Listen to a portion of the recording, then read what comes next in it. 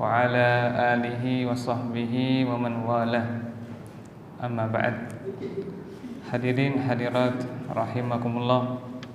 Kita kembali pada majlis Hadil Arwah ila Biladil Afrah, memandu ruh menuju negeri kebahagiaan, yang kita berharap kepada Allah Subhanahu wa ta'ala dengan kurangnya amal kita, dengan sedikitnya bekal kita, Allah mengampuni kita serta mengantarkan kita ke negeri kebahagiaan yang tertinggi. Dan kita sekarang sampai pada Al-Babul Khamis Asyar, bab yang ke-15, fi tawqi'il jannati wa mansyuriha alladhi yuqa'u bihi li ashabiha ba'dal maut wa inda dukhuliha. Bab tentang tauqi'. Tauqi' surga. Tauqi' diterjemahkan dengan stempel, cap, ya, stempel atau cap atau legalitas.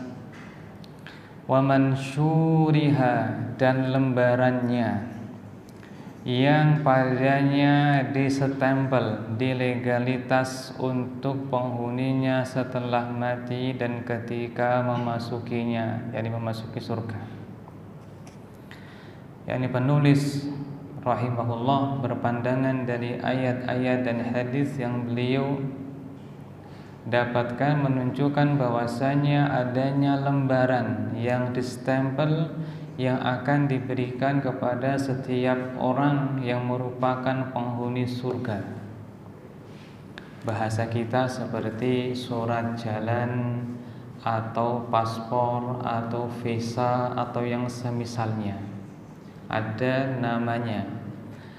Namun sebagiannya menggunakan hadis yang diperselisihkan keabsahannya, tetapi berkaitan dengan sebuah lembaran yang di dalamnya tertulis nama seseorang yang ia termasuk penghuni surga, maka valid karena bersumber dari Al-Qur'anul Karim.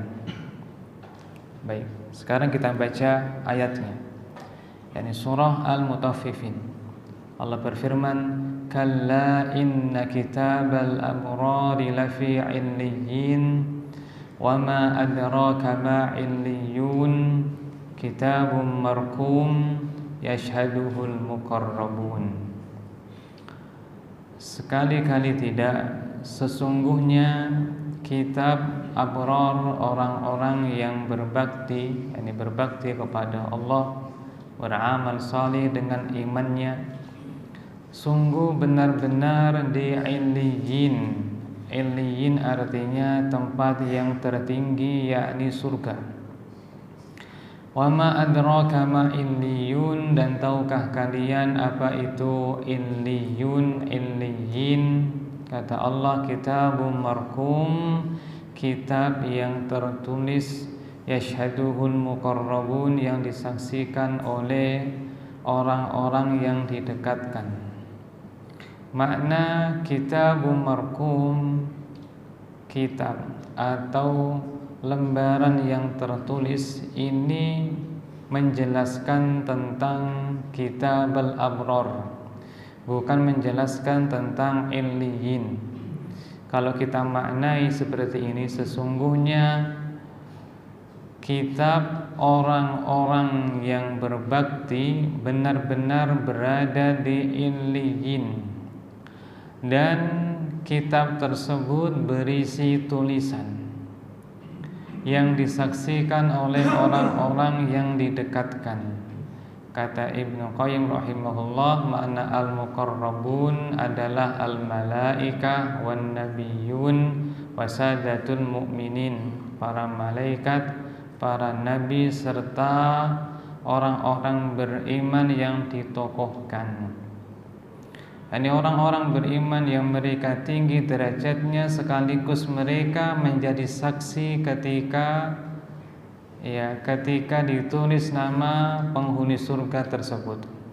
Mereka seperti sabda Nabi sallallahu alaihi wasallam, rijalun amanu billah wa saddaqul mursalin. Orang-orang yang beriman kepada Allah serta membenarkan para rasul, yakni iman mereka begitu tinggi di atas rata-rata dari kebanyakan orang-orang beriman. Poin kita dalam ayat ini adalah kabar dari Allah bahwasanya orang-orang abror, ya, mereka tertulis nama mereka di sebuah kitab yang berada di Illiyin, yakni sebuah tempat yang tinggi di atas langit, yaitu surga itu sendiri. Maka setiap orang yang merupakan penghuni surga sudah terdaftar namanya di sana.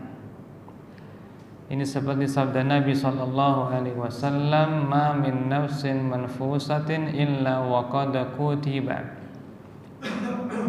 Wa fi riwayah, "Illa wa qad ulima maq'aduhu minal jannati awin nar." Atau kama qala sallallahu alaihi wasallam.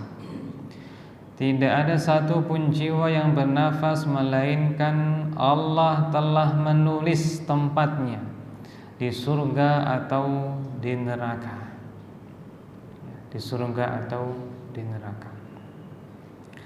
Ini kondisi pertama dari tauqi yang dimaksud oleh Ibnu Qayyim dalam judulnya, yaitu legalitas dan lembarannya untuk setiap penghuni surga ketika mati maupun ketika memasukinya.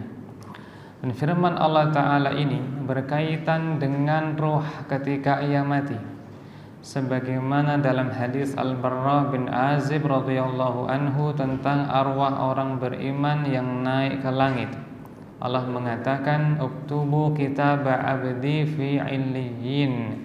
Tulislah nama hambaku tersebut di Illiyin, yaitu nama yang paling bagus yang pernah ia dipanggil di dunia, disertai dengan nama bapaknya, Fulan bin Fulan. Kata Allah tadi, tulislah nama hambaku di Illiyin, wa'iduhu il ardi, dan kembalikanlah ia ke bumi, yakni arwahnya. Fa inni minha khalaqtuhum, karena aku menciptakannya darinya, yakni dari bumi atau tanah. Wa fiha u'iduhum, dan ke dalamnya kami mengembalikannya, yakni ke alam barzakh. Wa minha ukhrijuhum taratan ukhra, dan kelak kami akan membangkitkannya sekali lagi darinya, yakni pada hari kebangkitan. Kita dibangkitkan itu 2 kali. 1 ketika lahir, 2 pasca ditiupnya sangkakala kebangkitan. Ini yang dimaksud oleh Ibnu Qayyim rahimahullah tentang tauqi wal mansyur, stempel dan lembarannya. Bahasa kita legalitas masuk surga, surat jalan masuk surga, paspor atau visa masuk surga. Kata penulis, wa ammal mansyur as-tsani, adapun lembaran yang kedua, legalitas yang kedua, diriwayatkan dalam Mu'jam At-Tabrani atau At-Tabarani bahwa Nabi sallallahu alaihi wasallam bersabda, la yadkhulul jannata ahadun illa bijawaz.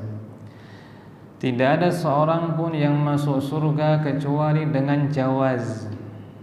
Jawaz, ya, arti secara netlek atau harfiah adalah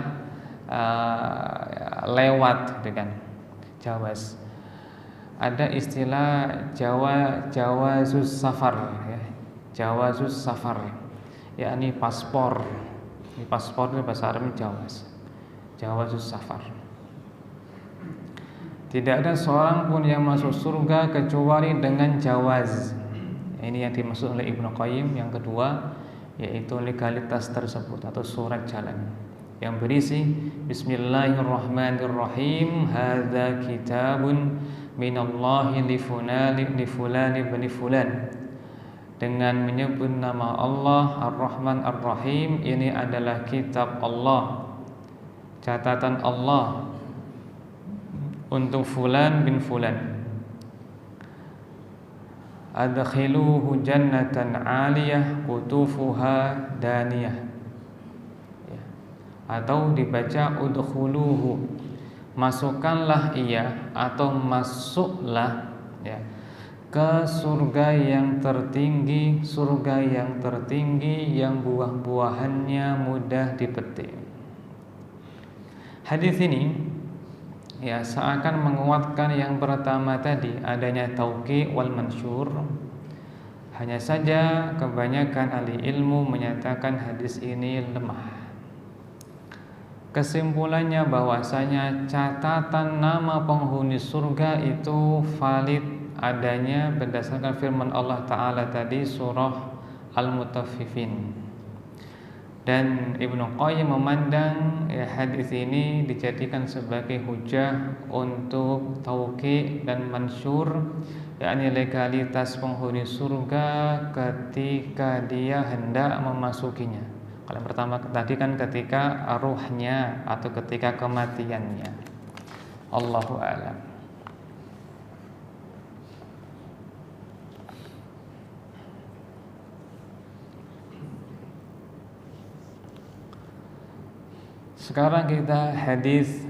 Sekarang kita bab berikutnya. Wahudi tariqil jannati wa annahu laisa laha illa tariqun wahidun.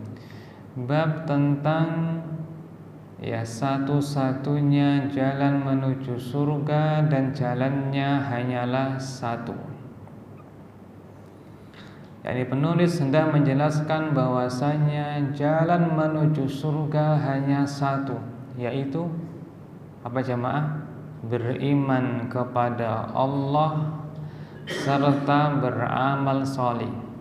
Iman kepada Allah ini pokok, sementara cabangnya ada banyak. Iman kepada malaikatnya, kepada kitabnya, kepada rasulnya, kepada hari kiamat, kepada takdir, yang semua ini mengerucut kepada iman kepada Allah Ta'ala.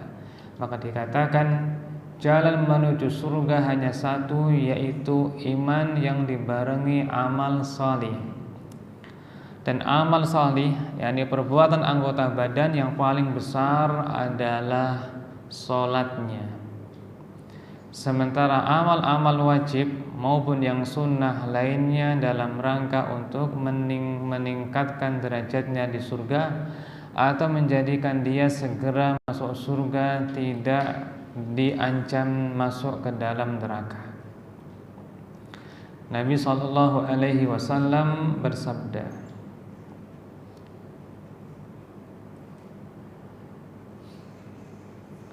man istaqbala qiblatana wa shalla salatana wa akala dhabihatana fadzalika muslim. Ya. Atau diawali dengan siapa yang beriman kepada Allah dan dia menghadap kiblat kami, salat seperti kami, berpuasa seperti kami, dan memakan sesembelihan kami, maka dia seorang muslim. yakni Nabi SAW sedang menjelaskan tentang unsur-unsur agama. Unsur-unsur agama, ada yang rukun, ada yang wajib, ada yang sunnah. Semuanya adalah agama atau bagian dari iman tersebut. Karena iman cakupannya adalah keyakinan, perbuatan, dan ucapan. Ini semua memiliki porsi untuk memasukkan seorang hamba ke surga. Ada yang pokok seperti syahadatain, ada yang utama seperti kewajiban dan meninggalkan larangan, ada yang sifatnya mengangkat derajat seperti amal-amal salih. Kembali kepada judul. Jalan menuju surga hanya satu. Di antara keunikan Al-Qur'anul Karim, ketika Allah Ta'ala menyebutkan tentang jalan kebaikan dengan bentuk tunggal, sementara untuk jalan-jalan yang sesat dengan ungkapan jamak. Ya. Alhamdulillahilladzi ja'ala, segala puji milik Allah yang telah menjadikan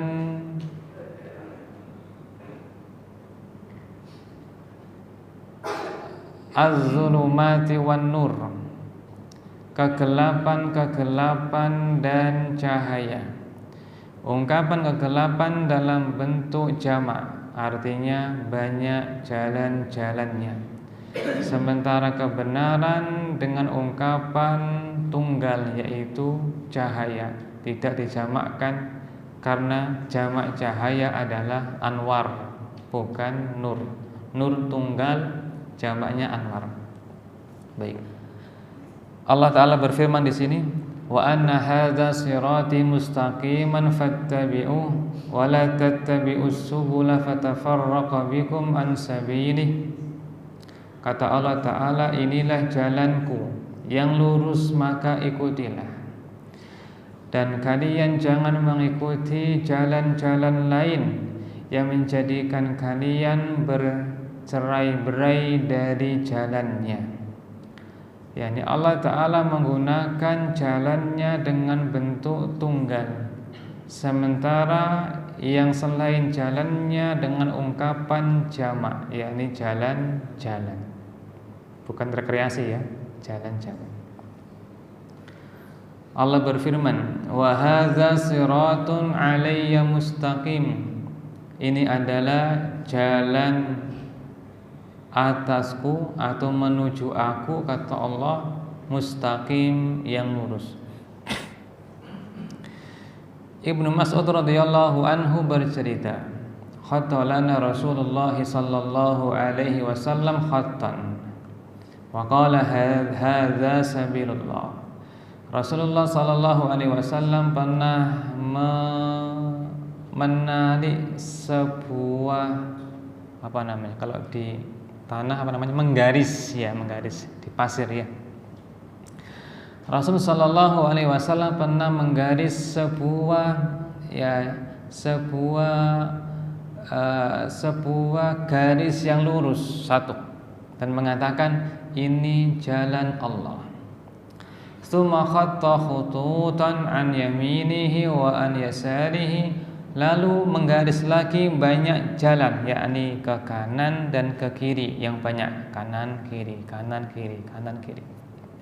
Nabi mengatakan, hadhihi subul, yang ini adalah jalan-jalan, yakni bukan jalannya Allah. Ala kulli sabilin minha syaitan yad'u ilaihi. Masing-masing jalan ini ada syaitannya yang mengajak kepadanya. Dan syaitan itu ada yang dari kalangan jin dan ada pula dari kalangan manusia. Dari kalangan manusia adalah orang-orang munafik atau ahli bid'ah yang mereka mengajak kepada kekafiran, kemunafikannya, atau bid'ahnya, yakni bid'ah yang mengkafirkan, mukaffirah, seperti bid'ahnya Jahmiyah, bid'ahnya Syiah, bid'ahnya Mu'tazilah dan semisalnya, atau bid'ah dalam peribadatan. Ini semua adalah jalan-jalan menuju neraka. Rasul sallallahu alaihi wasallam menceritakan tentang kondisi Islam yang nanti sudah bercampur dengan keburukan, wa fihi dakhan, yakni berupa asap, kemungkaran. Yakni kebenaran sudah bercampur dengan kemungkaran, sunnah sudah bercampur dengan bid'ah, sehingga orang kadang tidak bisa membedakannya. Terus Rasul sallallahu alaihi wasallam di akhir hadis mengatakan, ya, du'atun ala abwabi jahannam. Adanya dai-dai yang menyeru ke neraka Jahannam. Man ajaba fiha qadafuhu fiha. Siapa yang memenuhi seruan mereka, maka mereka akan memasukkannya ke dalam neraka. Adanya dai-dai, ya, du'atun kata Nabi, dai-dai, ya, yang menyeru kepada neraka jahanam, baik dia sengaja ataukah tidak sengaja. Jika sengaja maka orang munafik, jika tidak sengaja maka muslim yang keliru. Muslim yang keliru tidak diikuti kekeliruannya, tapi martabatnya, kehormatannya tetap dijaga. Nah, dan jalan ini adalah jalan iman itu sendiri. Dan Nabi SAW bersabda dalam hadis sahihain, kullu ummati dakhalal jannah illa man aba.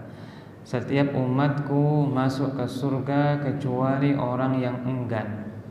Ya Rasulullah, siapakah orang yang enggan itu? Kata Rasul sallallahu alaihi wasallam, man ata'ani dakhalal jannah wa man asani faqad aba. Siapa yang mentaatiku maka ia masuk ke dalam surga. Siapa yang mendurhakai aku maka ia orang yang enggan tersebut. Ini enggan di sini maksudnya adalah tidak mentaati Rasul atau mendurhakainya. Dan mentaati Rasul juga bertingkat-tingkat. Ada yang merupakan pokok masuk surga, ada yang berupa menyelamatkan dari neraka sehingga langsung ke surga, ada pula yang berupa menaikkan derajatnya di surga. Paling pokok dari taat kepada Rasul sallallahu alaihi wasallam adalah masuk Islam dengan tulus, karena dia pasti masuk surga jika mati di atasnya. Kata Rasul sallallahu alaihi wasallam, man mata wa huwa la yad'u lillahi niddan dakhalal jannah. Siapa yang mati dalam keadaan tidak menyeru Allah, yakni tidak membawa dosa syirik, dia pasti masuk surga. Ini menunjukkan bahwasanya jalan tersebut adalah iman kepada Allah, atau penjabarannya taat Allah, taat Rasul sallallahu alaihi wasallam. Jabir bin Abdullah radhiyallahu anhuma bercerita, ja'at al-malaikatu ila Nabi sallallahu alaihi wasallam. Ada malaikat-malaikat yang mendatangi Nabi sallallahu alaihi wasallam. Faqala ba'duhum, di antara mereka ada yang berkata,